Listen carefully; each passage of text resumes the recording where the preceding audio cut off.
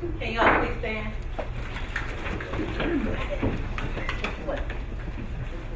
I pledge Allegiance to the flag of the United States of America and to the republic for which it stands, one nation, under God, indivisible, with liberty and justice for all.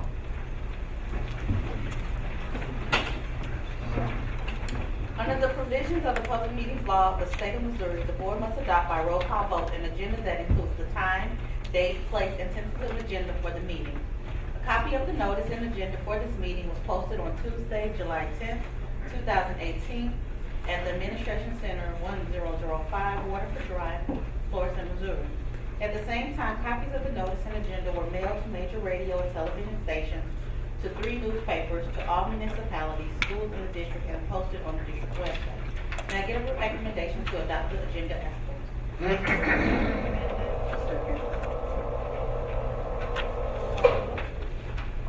Mr. Ebert? Aye. Mrs. Ponder? Aye. Mrs. Alford? Secretary votes aye. And Mr. Chabot and Dr. Graves. And Dr. Thurman will not be with us today while she is sending me selfies on my phone. And she's enjoying her time. She's out for today. Wow. We will have the Missouri School Board Association provides a short video of current state activities for local school boards and the community to view at their monthly meetings. We will now look at their meeting.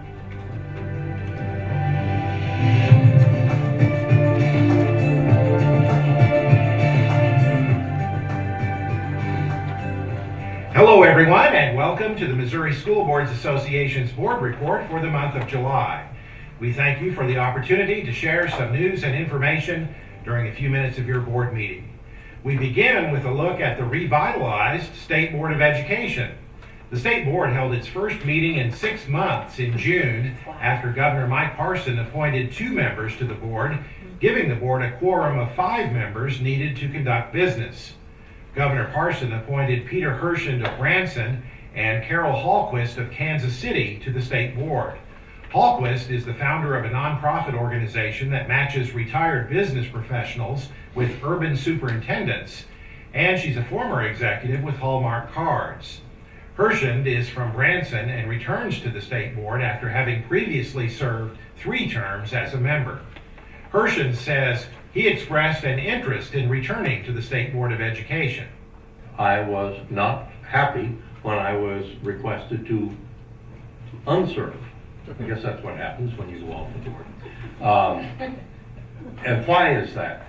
And it's very, very simple, because in my professional experience, I, like everybody in this room, serves in numerous capacities, some large, some small organizations that try to make a difference. I have never in my life, will never in my life, find a position, a job, a responsibility that is more rewarding than the position here on the State Board of Education. State Board President Charlie Shields says Governor Parson clearly made a functioning State Board of Education a high priority. And it was very clear to me by his actions, the speed by which he made these appointments, so this board to gain a quorum, that he is committed to the work of this board, and the governor, and I will say the governor because I spoke to the First Lady as well, the governor and First Lady are committed to public education in the state, and the fact that this was his first priority as governor is, I think, shows that commitment. MSBA Executive Director Melissa Randall issued the following statement on the appointments. We thank Governor Parson for placing such a high priority on appointments to the State Board of Education. The extraordinary experience of the 2 appointees will enable the State Board to resume its responsibilities quickly. We look forward to working with the State Board on policy issues that will have a positive impact on the education being provided to Missouri's 900,000 public school students. Governor Parson now has the opportunity to fill 3 more vacant seats on the State Board of Education in the coming months. One of the issues that stalled while the state board was unable to meet was the development of the latest version of the Missouri School Improvement Program, or MSIP 6. The state board received a progress report on MSIP 6 at its June meeting. The Missouri School Improvement Program includes standards used to determine the accreditation status of Missouri school districts. Another issue that was put on hold is the search for a new Commissioner of Education after the removal of Margie Van Dieven as Commissioner in December. It is the responsibility of the State Board of Education to employ the Commissioner.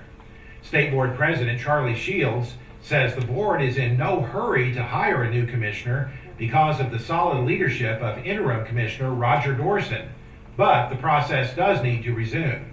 Board member Mike Jones says the board needs to be clear about the type of person it wants for the next commissioner.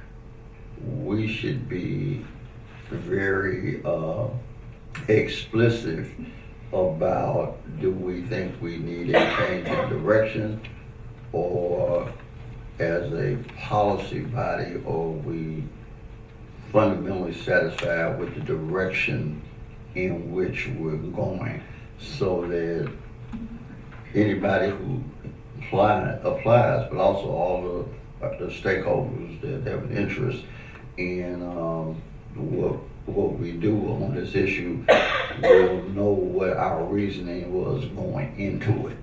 The state board will be developing the qualities it's seeking in a new commissioner as its first task in the search. School safety remains one of the most critical issues facing school boards throughout Missouri. While our public schools remain among the safest places for our students, school leaders continue to seek ways to ensure our students feel safe and secure so they can focus on learning.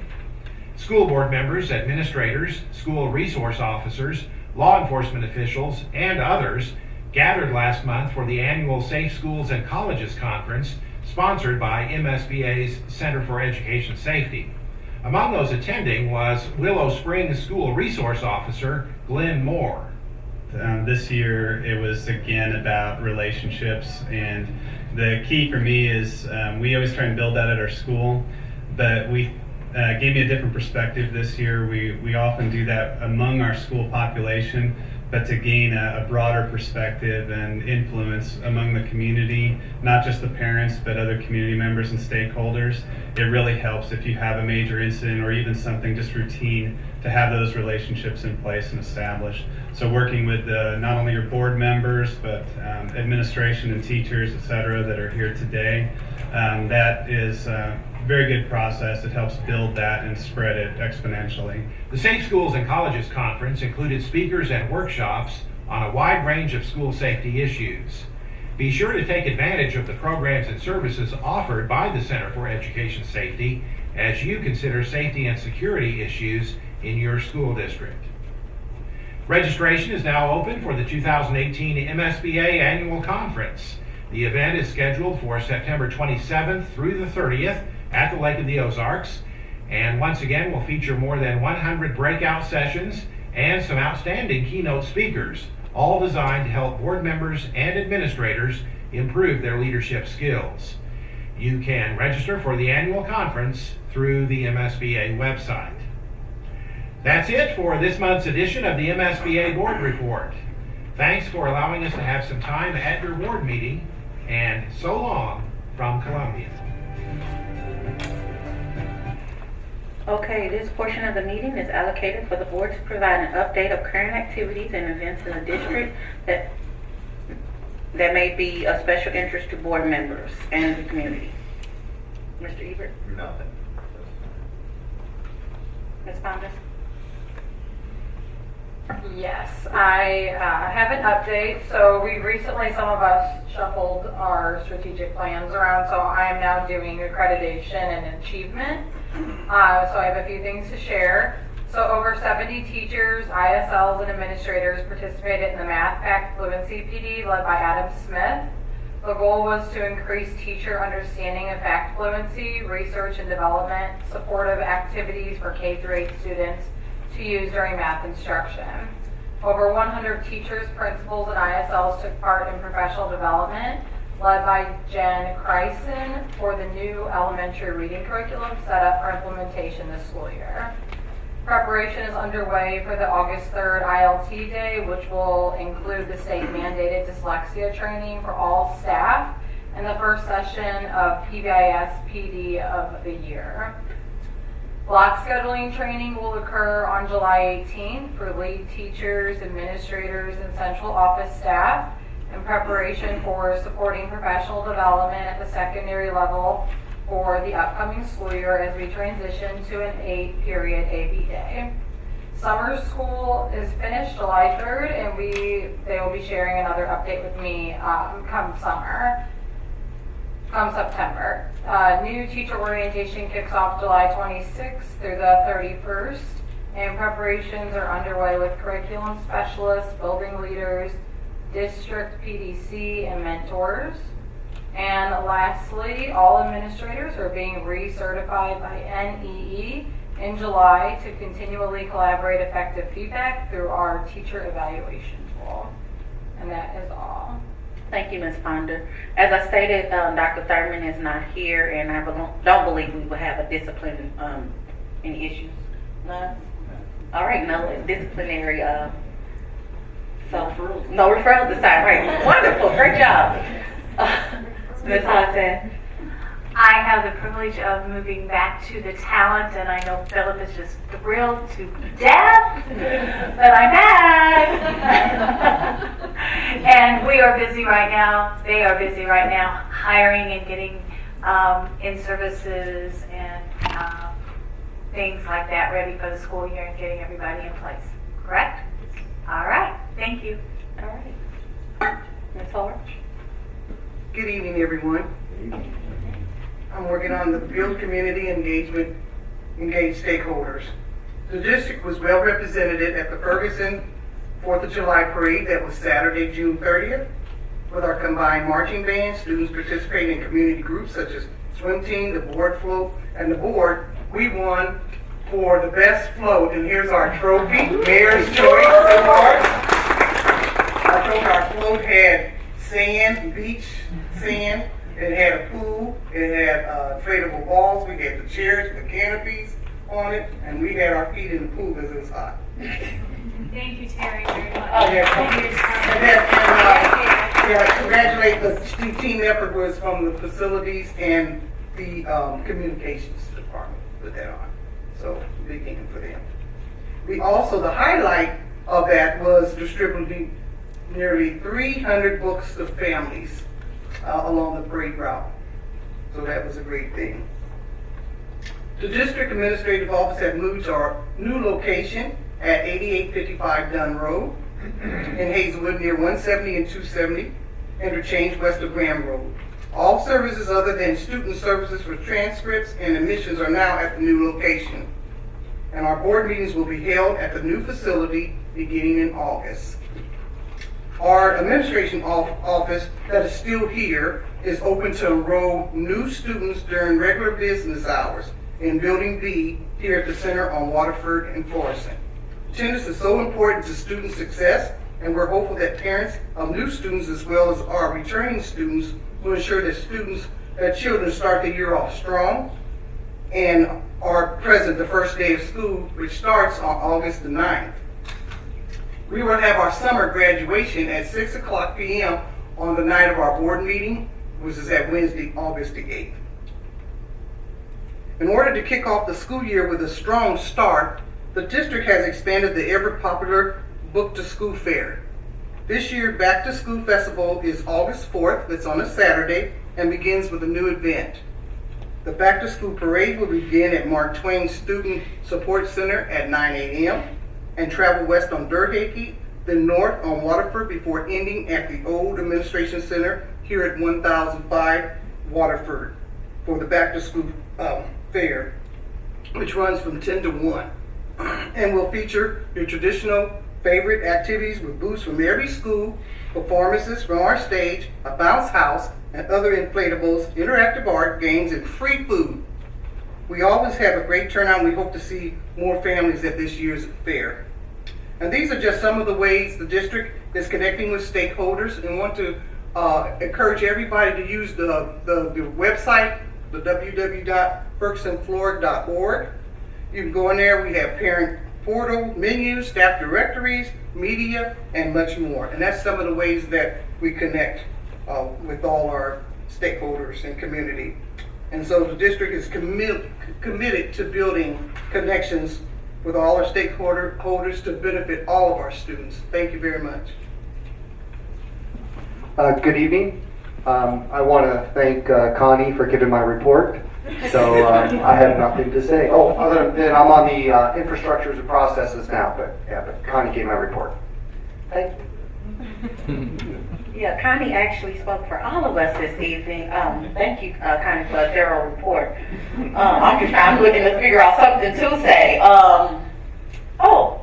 Registration is online, and it goes pretty fast. So I just commend us in regards to making that change last year, and this year is even more effective. If you have 2 kids, you don't have to constantly do the paperwork twice. A lot of the stuff pre-populates itself. So for all parents, make sure you go online and do your registration for the new school year. And as you can see, this is not Dr. Davis. Dr. Davis is at Hardwood for help with our, is it early? Who's he with? Who's he with?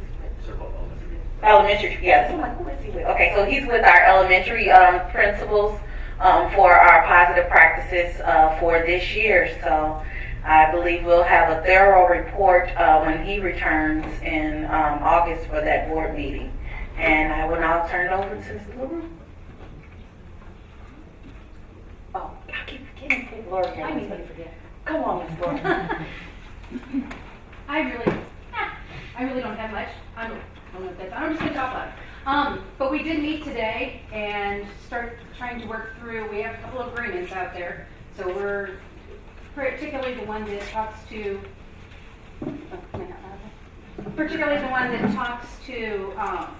the policy book and its relation to the CBA. Okay. So we are working through that together. So Are you aware who's on your new negotiations team? yes. Yes. And She volunteered. CAC has somebody coming as well. Yes. So, yay. All right. Yay. Now we get this. As has already been mentioned, with the events that have been described, one other item that we'd like to share is that administrators will be attending the All Administrators Retreat at the Federal Reserve in about a week and a half, 2 weeks. It's a good opportunity for us to not just catch up, but really cement what the work is that we have charged for us to do for the 18-19 school year. Other than that, I think that's pretty much it. All righty. The board allocates this portion of the meeting to allow stakeholders the opportunity to comment on both agenda items and non-agenda items at the start of each board meeting. Prior to the public comment period, participants are asked to fill out a comment card with their name, address, phone number, email address, and topics to be addressed, and will be allowed up to 3 minutes to speak. Members of the audience who wish to speak to the board are requested to speak from the podium, identify themselves, and in keeping with district policies 4054, 4059, and personnel law, should refrain from making negative comments that are personally identifiable. While the board will not directly respond to speakers during the public comment period, the board president may make clarifying remarks at the end of the comment session to correct any misstatement of facts. Do we have any public comments? Oh, this is great. All righty, we will now move to the consent agenda. Secretary, can you read the disbursements, please? For the payroll teachers and non-teachers, we have $13,316,733.09. The operational disbursements is $2,237,796.64, making a total of $15,554,529.73. All right, may I get a recommendation to approve the consent agenda as presented? So recommended. I second. All in favor of the consent agenda, please say aye. Aye. Any opposed? All right, that's the consent agenda. We will now move to Mr. Boyd for credit recovery. Good evening, again. The administration is recommending the approval of an additional credit recovery teacher at the Mark Twain Student Support Center. This person will provide high school students who fail the class the opportunity to redo coursework or retake a course through alternate means and thereby avoid failure and earn academic credits needed to graduate. Based upon the efforts of the team at Mark Twain, we were able to graduate an additional 64 students this year. And currently, there's another need for credit recovery as we have looked at some data that shows that we still have several students that may be behind in obtaining the necessary credits to graduate going into the next year. We also had a wait list from this past year for students for credit recovery. So adding an additional teacher for credit recovery will greatly aid our data. Sounds great. May I get a motion to approve? I second. All right, discussion? All right, hearing none, all in favor, say aye. Aye. Any opposed? Thank you. Thank you. Now we'll have Ms. Madruzik for athletic trainer services.